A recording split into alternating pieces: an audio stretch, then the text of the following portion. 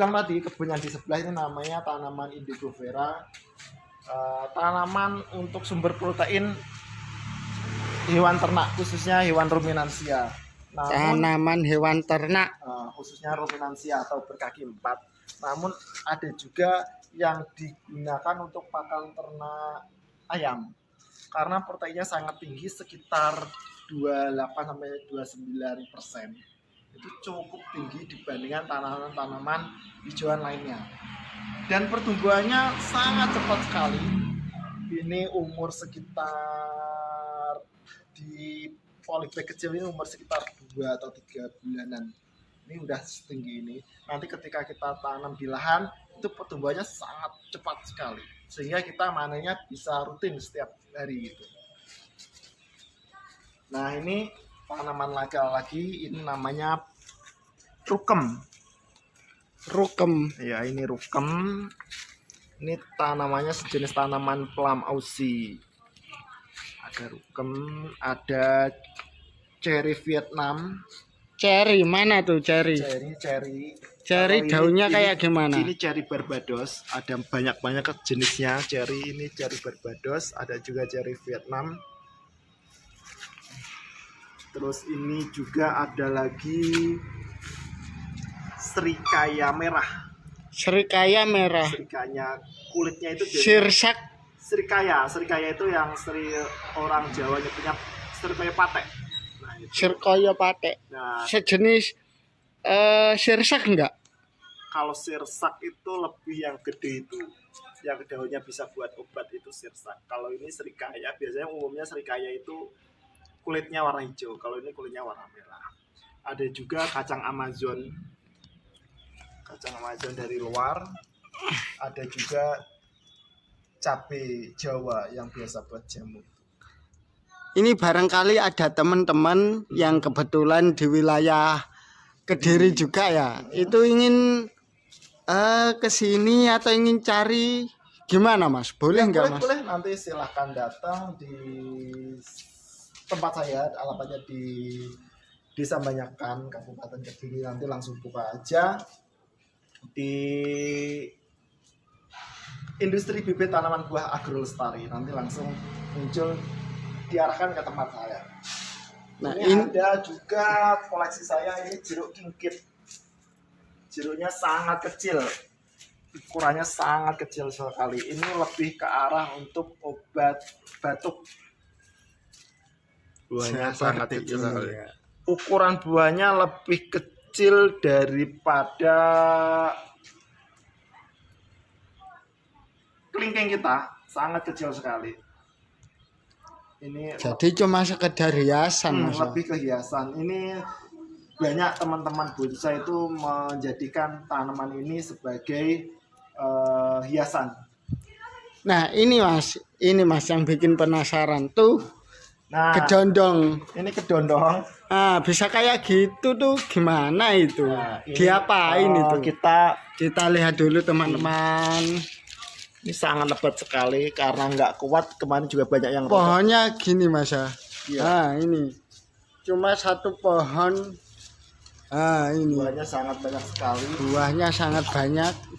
Itu kita bisa, kalau ingin membuahkan, bisa kita treatment khusus supaya dia muncul buah sebanyak ini. Kita pupuk menggunakan vegetatif, lalu kita induksi bunganya melalui stres air. Jadi ini melalui sulapan Mas Zainuddin sendiri ya? Lebih tepatnya dilakukan treatment, ya bisa dibilang sulapan, tapi bukan sulapan yang magic seperti itu. Buahnya udah nggak bisa besar ya? Segitu emang? Masih bisa besar, ini masih baru ini. Masih bisa besar ya, sebesar buah kedondong gitu. Ya, itu. Ini ada lagi koleksi saya, ini matoa. Ini matoa. Matoa masih banyak mas ya dijual-jual. Banyak, tapi jarang dikembangkan oleh orang. Oh gitu. Karena berbunganya sangat relatif lama dibandingkan tanaman lain. Berapa tahun kira-kira mas? Ini sekitar 8 tahunan mungkin. 8 tahun? Dari tanam dari kecil. Sekitar 40 cm itu sekitar 8 tahunan baru muncul bunganya. Makanya di pinggir-pinggir jalan itu yang sudah berbunga itu pasti ukuran batangnya udah besar sekali, karena dia menunjukkan umur dia udah sangat lama sekali. Ini juga saya punya koleksi cincau yang biasa buat es itu. Nah, teman-teman pasti nggak tahu tanamannya bentuknya seperti apa. Ini yang teman-teman suka minum es cincau, tanamannya seperti ini. Ini jenis yang cincau rambat. Ada juga yang cincau pohon seperti ini. Nah, ini cincau pohon. Ini cincau pohon seperti ini. Ada 2 jenis. Ada banyak jenis sih. Di sini koleksinya yang ada cincau pohon atau perdu dan cincau rambat. Jadi selama ini banyak teman-teman yang suka es cincau tapi belum tahu seperti apa sih tanamannya.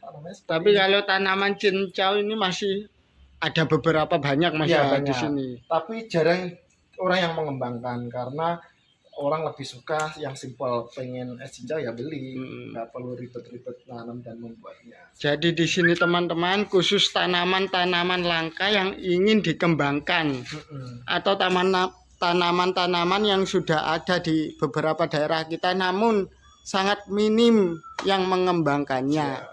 Dan untuk itu ada di Mas Zainuddin. Dan ini ada lagi, ini tanaman yang udah familiar tapi masih belum banyak dikembangkan. Ini tanaman kelengkeng jenisnya yang unggul, yang biasa teman-teman beli di supermarket. Ini jenisnya New Crystal. Ini karakteristik buahnya seperti teman-teman beli di supermarket. Dagingnya tebal, manis, bijinya kecil dan kering, tidak berair.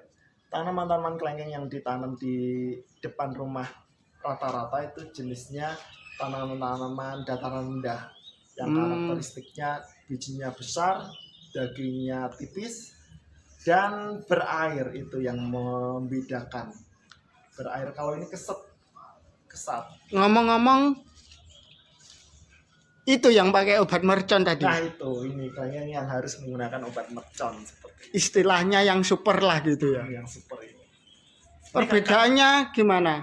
Kalau tanaman kelengkeng jenis biasa itu tidak diobat pun dia bisa berbunga seperti yang di depan tadi itu. Ini teman-teman, tidak apa-apain pun bisa berbunga. Tapi kalau jenis ini, kalau kita tidak kasih obat mercon, dia akan lebat daunnya, bukan buahnya, tapi daunnya yang lebat. Tapi nggak bisa berbuah, Mas. Tidak bisa berbuah, kecuali kalau kita kasih obat mercon baru dia muncul buahnya. Kendalanya apa kok gitu? Karena dia jenis dataran tinggi. Oh, jadi rata-rata lahan di bawah 1000 mdpl atau yaitu dia tidak akan maksimal dalam berbunganya, muncul bunganya. Kalau ingin tahu buahnya seperti apa, nanti ada di kebun belakang. oke siap. Nah ini untuk bayam. Ini bayam asing atau bayam sayur ini? Bukan, ini tanaman liar, bayam sayur itu.